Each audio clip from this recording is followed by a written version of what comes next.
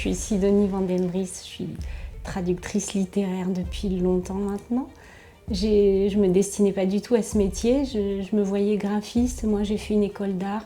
Je savais pas exactement ce que je voulais faire comme boulot, juste je voulais être indépendante, ça c'était sûr. Et je voulais au départ faire de l'illustration, donc c'était pas si loin de la BD. Et j'ai toujours adoré le texte, j'ai toujours adoré écrire, et j'ai toujours été partagée entre l'amour des images et du texte. C'est moins prenant, c'est moins inquiétant de traduire une bande dessinée.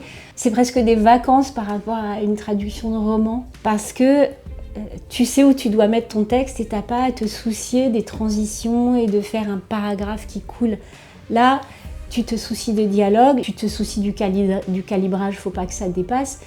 Mais les dialogues, il faut qu'ils coulent en bouche, il faut qu'ils aient l'air d'avoir été prononcés vraiment en français. Donc il faut vraiment, vraiment comprendre l'intention de l'auteur, la sensibilité de l'auteur et ses émotions pour à aucun moment le trahir, même quand on va utiliser d'autres mots que les siens, même quand on va tourner la phrase autrement ou quand on va devoir réduire, et notamment en BD, c'est une vraie question pour que le texte français rentre dans les bulles. Et moi, c'est ça qui m'amuse le plus, c'est ça mon grand plaisir en traduction en général, mais surtout en traduction de BD, c'est tous ces dialogues, quoi.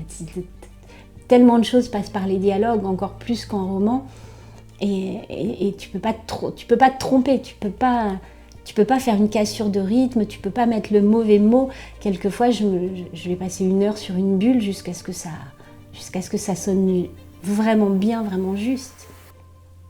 Les images créées par l'intelligence artificielle, j'arrive encore à les repérer. Maintenant, ça me donne des hauts le cœur presque. On nous annonce des progrès, on nous dit oui, mais ce que vous voyez là, c'est pas encore ce qu'ils ont dans la boîte. Donc c'est vrai, ça fait peur. Pour l'instant, c'est pas au point, clairement. Une intelligence artificielle ne peut pas aller chercher et ressentir l'émotion. Ça donne l'illusion d'un truc propre, mais dès que tu regardes et que tu analyses un peu le texte, tu te dis mais ce mot ça va pas, puis ça, mais non, ça c'est pas, ça sonne faux. Et tu vas avoir une partie de phrase qui est correcte, et puis tout à coup ça dégringole, c'est n'importe quoi. Mais vu de loin, ça le fait. Et ouais, c'est clairement l'ennemi, hein. Voilà.